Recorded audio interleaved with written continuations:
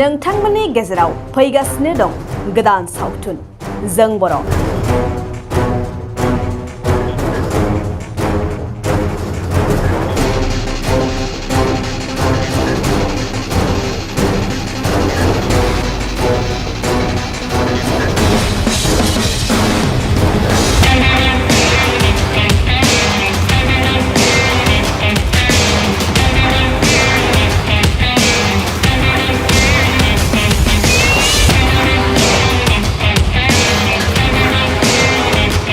नोंथांमोनजों बांसिनै अनसायजानाय रिंकी फैला मेन्डेला प्रेक्टिकल आरो अनिल नार्जारिनि सोमोनांथाव फाव खालामनायखौ बे सावथुनाव नुनो मोनगोन।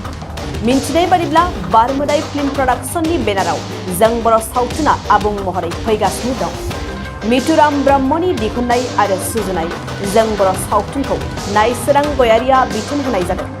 बे सावथुनावनो गाहाय फावखुंग्रि महरै रिंकी ब्रह्म आरो फावखुंगुर महरै मिथुराम ब्रह्मआ फाव खालामदों। दासान्दि जों बर' सावथुननि शुटिं खालामनाया दाब दाब जायगाफोराव सोलिगासिनो दं। बारमोदाइ फिल्म प्रडाक्शन बे टिपकाइनिफ्राय देग्लाय बोसोरनि थाखाय गांसे आबुं सावथुन दिहुननो लादों। सावथुननि मुङा जाहैबाय जों बर'। दा बेवहाय थारैनो खोब गोजोननाय मोनदों फैनानै। दा राजिब ब्रह्म फंबाय बिथांखौबो गोबाव समनि उनावहाय लोगो मोनदों आरो बे सावथुनावनो दा अनिल मुसाहारि फंबाय लोगोसे प्रेक्टिकेल फंबाय बिथांमोनजोंबो जहाय जोङो बे सावथुनावहाय बाहागो लादों। निश्चय रायजो राजाफोरा बे सावथुनखौ नायनानै मोनसे एन्टारटेनमेन्टखौ मोननो हागोन। आंनि मिथिनाय बायदिब्ला बे सावथुननि गेजेरजों गोदो बर'फोरनि मुभमेन्टआवहाय जोंनि फिसा फिसा गामिफ्राव खना खनला गामिफ्राव जालांनाय माखासे फिसा फिसा जाथायफोरखौ दिन्थिनो नाजानाय जादों। थारैनो बे सावथुननि गेजेरजों गोदो जों बर'फ्रा मुभमेन्टनि समावहाय माबायदि दुखु खस्थ' सहायनांदोंमोन आरो माबायदि जाथाय जालांदोंमोन बे सावथुननि गेजेरजों थारैनो बेरखांगोन। आसा खालामदों रायजो राजा बिथांमोना बे सावथुनखौ बयबो अनसायनानै लागोन। बेवहाय नोंथाङा मा रल लादों? बेवहायथ' जोङो ओरैनो मेन्डेला बिथां, आं, प्रेक्टिकेल आरो अनिल गामिनि एसे सादा बुसा मानसिफोर। एखनब्ला समावहाय बेबायदि मानसिफ्रा बै मुभमेन्टनि समावहाय बहाबा खामानि मावनो थाङोब्ला दुब्लियावनो थां नाहा मैहायानो थां मालाबा आर्मि पुलिसफोरजों लोगो मोनलायनानै हमजानाय बुजानाय बिदि माखासे जाथायफोर जाबोबाय थादोंमोन गोदो बै सम आन्दलननि समावहाय। बेबायदिनो जोंनि गेजेरजों बे जाथायखौ बेरखांहोनो नाजानाय जादों। बाहागो लानो मोननानै खोब गोजोननाय मोनदों आरो बेवहाय जोंनि जिहेथु जों साफा साफा कमेडियान हिसाबै रायजो राजाफोरनो एसे रंजानायनि खराग बे सावथुननि गेजेरजों जोंनिफ्राय होनो नाजानाय जादों। बारमोदाइ फिल्म प्रडाक्शनावहाय जों बर' सावथुनखौ सेबखांगासिनो दं। नोंथाङा बेवहाय रल लागासिनो बेनि बागै मा बुंगोन? बारमोदाइ फिल्म प्रडाक्शनाव आङो दिनैल' नङा मथा मथि खेबनै खेबथामसो जाबाय आरो लाफैनाया। बिथांमोनहा टिपकाइ पर्बतजरानिफ्राय बोसोरे बोसोरे दिहुनबाय थायो। दा गिबि गिबियावनो बिथांमोननिसिम साबायखर बावहरबाय एसे आर्टिस्ट हिसाबै आंखौ लेंहरनो थाखाय गोजोन्थों बावबाय आरो गोजोननाय बावबाय। नोंथाङा बेयाव मा रल लादों? रलाबाव कमेडियानो आरो कमेडि लादों। नायगिरिफोरखौ मा खावलायगोन बे समाव? नायगिरिफ्राथ' जोंनि बर' माहारिफ्रा जों बर' हिसाबै जोंनि जेसेबांनाखि बर' फिल्म दिहुनो बेफोरखौ जों नायनांगोन। नङाबा गुबुन जाथियाथ' बाहा नायनो नङा होमबा? भाषाबो बुजिया मा बुजिया। जोंनि बर'आनो गावनि बिदा फंबाय होननानै जोंनि जाथि होननानै जोंनि बर'आनो गासिबो जों अनसायनांगोन आरोखि। अब्लासो जोंनि कालसार हारिमु होननाय जिनिसा थांनानै थागोन। आङो बेयावहाय बारमोदाइ फिल्म प्रडाक्शनावहाय बिजौनि नामा बर' सावथुनावहाय दसेबाबो रल मोननानै बिराद मोजां मोनदों आरो आदा मिथुरामनिसिम साबायखर बावहरो आंखौ लेंहरनायनि थाखाय। बेवहाय फैनानै आं बिराद मोजां मोनदों आदा फैलामोनजों रल लानो मोननानै। नोंथाङा मा रल लादों बेयाव? आङो बेवहाय आदा फैलामोना आंखौ नायनो फैदों।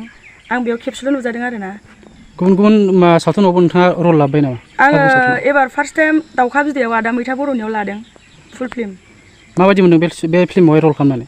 दानियाव आं खालामनानै बिराद मोजां मोनदों। जा एसे रल मोनो बेखौ लानानैनो आं बिराद इन्ट्रेस्ट मोनदों आरो ना।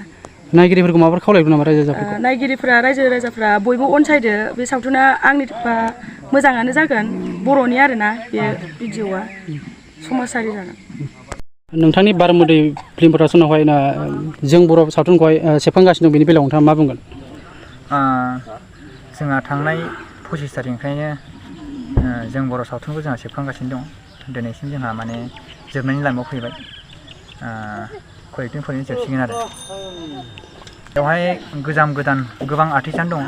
जोंहा हरै चिरां बाक्सानिफ्राय दङ, जेरै बाक्सानिफ्राय आदा प्रबिन गयारि, आदा मेन्देला, आदा फैला, आरो चिरांनिफ्राय दङ आदा कृष्ण, आरो ओरै क'क्राझारावहाय आदा राजिब दङ, आयं दांखोलोदो, गुनुपति दङ, आदा राजश्री, अनिल, प्रेक्टिकेल आरो गोबां मानसि दं आरो। मेन एक्टर एक्ट्रिसआव सोर बाहागो लादों? मेन एक्ट्रिस हिसाबैहाय माबा दं, रिंकि दं, आरो मोगथां नार्जारि दं, आंबो दङ। आं बेखौनो खावलायनो लुबैयो साफ्रोमबो जोंनि बर' माहारिनि बर' सावथुन नायनानै मोजां मोनग्रा सुबुंफोरखौहाय जोंनि फिल्मखौ अनसायगोन होननानै आं बेखौ मिजिंथियो। बे फिल्मखौ माला रिलिज खालामगोन? बेखौ जोङो बेसरखमानि फुजानि सिगां रिलिज खालामगोन सेप्तेम्बरावहाय। 2023-24 सोलोंथाइ बोसोरनि थाखाय क'क्राझारनि दतमायाव थानाय सेन्ट फ्रान्सिस जेभियार एइच.एस. स्कुला नोंथांमोननो लानानै फैदों गोदान मुं थिसननाय। दतमानि बोरसिजरा गामियाव थानाय सेन्ट फ्रान्सिस जेभियार एइच.एस. स्कुलाव दायो आर्ट्स स्ट्रिमाव 11 थाखोनि थाखाय गोदान मुं थिसननाया सोलिगासिनो। बोसोरै फरायसाफोरा मोजां जौखोन्दो लानानै उथ्रिसारनो हानाय बायदिनो बे फरायसालियाव नोंथाङाबो गुनगोनां सोलोंथाइखौ लानो हागोन। लोगोसेयैनो बे फरायसालियाव सोलोंथाइनि मोजां थासारिखौ बिथा खालामनानै हौवासा आरो हिन्जावसानि थाखाय आलादा हस्टेलनि खाबुबो दं।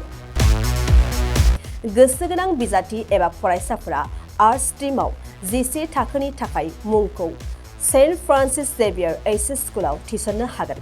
मुं थिसननायनि बागै आबुं बाथ्राखौ मिन्थिनोब्ला नैबे मबाइल नाम्बार 7637819350 एबा 6900559217 आव थोंजों सुलाद लानो हागोन।